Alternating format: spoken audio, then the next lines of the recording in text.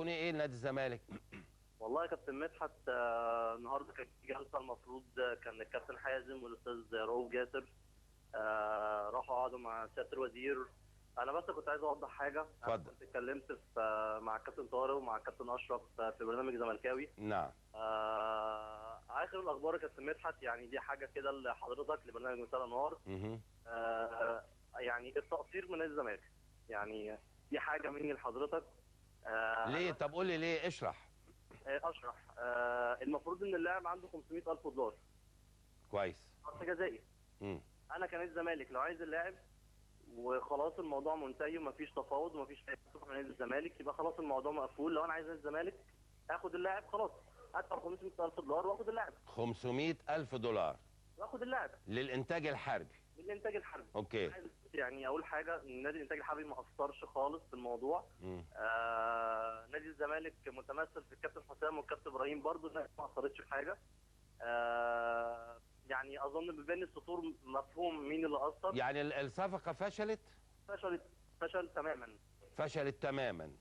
انا برضه عايز اوضح حاجه، ان انا جالي عروض كتير جدا للاعب، جالي عروض من قطر، جالي عروض من امريكا. كنت انا اتكلمت مع حضرتك قبل كده وكنت وضحت لحضرتك، جالي عرض من مجر واجلنا المواضيع دي كلها. ويعتبر ان اللاعب، انا عايز اقول لك حاجه، يعني حاله نفسيه غريبه جدا اللاعب بيعيشها.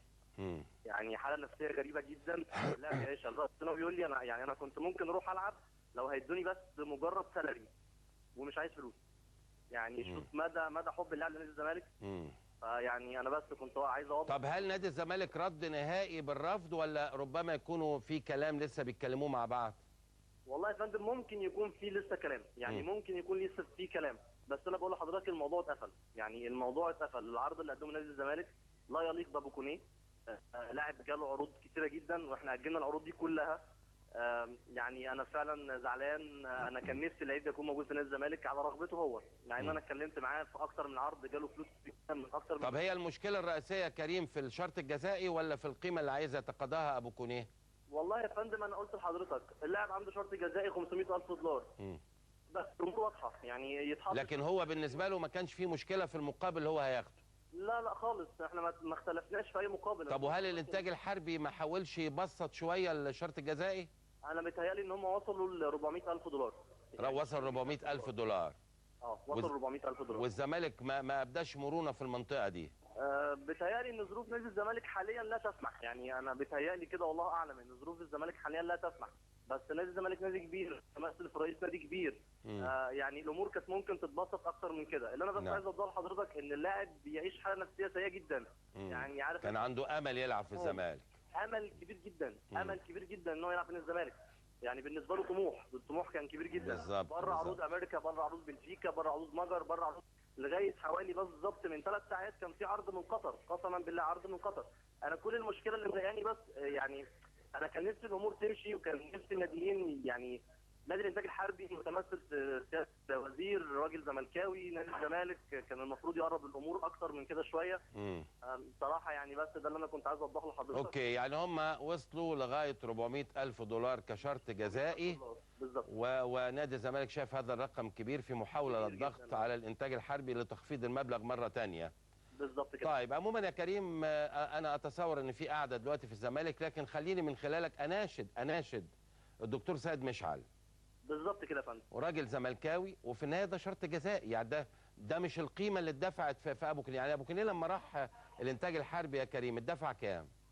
هو ابو كونيه كان جاي من القادسيه الكويتي. المفروض كان جاي على نادي الاتحاد السكندري. كان الموسم اللي فات في بدايته، مش الموسم اللي عدى دوت، يعني اللي هو مش بدايه الموسم ده، الموسم اللي قبله. هو جه الموسم اللي فات. الموسم اللي فات هو كان جاي من القادسيه الكويتي، والمفروض ان هو كان ولعب مع نادي عمل ماتش ودي مع بترول اسيوط. وحصل ان مفيش تفاهم في الامور الماديه. كان فاضل يومين بالظبط، النادي الانتاج الحربي كان موجود في الاكاديميه البحريه، اخذ اللاعب ومضاه. وكابتن محمد عبد الرحيم اقنع اللاعب، وراجل زملكاوي طبعا اقنع. دفع كام بقى الزمالك الانتاج الحربي؟ دفع كام؟ لو قلت لك الرقم حضرتك مش هتصدق. يعني لا قول لي. يقرب من 30,000 دولار. 30,000 دولار اللي دفعهم الانتاج الحربي فقط لا غير. بالظبط. هو عايز يستثمر الانتاج الحربي، وعلى فكره ده حقه.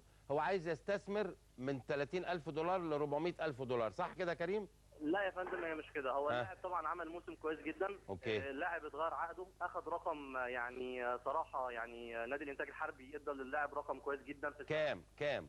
هو اداله 600,000 جنيه في السنه. يعني كام دولار؟ يعني بما يقرب من 110,000 دولار. ولعب الموسم كامل؟ ولعب الموسم كامل. اوكي، يعني المفروض اخد حقه فيه كلاعب يعني. بس هو ده الكلام ده من بدايه الموسم ده يا فندم، يعني المفروض ان الرقم ده بياخده في السنه دي. عدى عليها 6 شهور. اللي عدى عليها 6 شهور اخد نص العقد بتاعه. نص العقد بتاعه، كويس. يعني اتصور انا يعني هناشد بقى دلوقتي الدكتور سيد مشعل، وانا اعلم ان هو متابع جيد جدا لمساء الانوار. تمام. دكتور سيد، اولا بشكرك يا كريم، خلاص انت خلصت مأموريتك كده. ودكتور سيد مشعل، بما ان قرار الاستغناء عن اللاعب وارد، بمعنى انه وارد ان الفريق يستغنى عنه فنيا، لو هو مش من الاول الولد ده ملوش حل وما ينفعش تستغنى عنه، ده قصه ثانيه. اما وان المساله انتقلت من المرحله الفنيه الى المرحله الماليه، اتصور التاج الحربي هيئه، لسه بنتكلم واحد بيسالني بيقول الانديه الشعبيه هتعمل ايه؟ التاج الحربي هيئه ما شاء الله، في النهايه بتصرف من فلوس الدوله، ما تزعلش مني، ارجوك ما تزعلش مني. الزمالك بيصرف من لحم الحي زيه زي المصري، زي الاتحاد السكندري، زي الانديه زي المنصوره، الانديه الغلابه اصبحت غلابه. اما الانتاج الحربي، كل انديه الشرطه والجيش، كل انديه شركات البترول، عشان ما نخصش حد ونسيب حد، كل دول بيصرفوا من فلوسنا، فلوس البلد. ما حدش يزعل، بقولها كمان مره، ما حدش يزعل. اذا ما يعني مش عايز اقول كلمه ممكن تزعل حد، مش عايزين نتشطر على بعض. بما ان القرار فنيا ما فيهوش مشكله، يبقى شويه كده عليك. اتصور واقترح، وبرضه هيقولوا مدحت بيتدخل، لكن بنتدخل في الخير. اتصور ان المبلغ ده لو نزل من 150,000 دولار لغايه 200,000 دولار يبقى مقبول جدا، حضرتك كسبت كويس قوي. والزمالك اتصور يقدر يدبر المبلغ ده، بتصور يعني يوصل 150,000 دولار ولا حاجه، المساله تمشي. انت ساعدت نادي الزمالك وهو نادي شعبي كبير، وانت كده بتساعد مصر، لان الزمالك مصر والاهلي مصر بمنتهى الصراحه، والدنيا تبقى مقبوله. يا ريت حضرتك تستجيب لهذا النداء. اتصور لو ده حصل، اتصور ان ممكن الزمالك يوافق على هذا الرقم. بيتهيألي كده، ما اعتقدش هيكون عامل حسابه في اقل من كده. ويا ريت يعني مناشدتنا دي تجد صدى سريع عند حضرتك.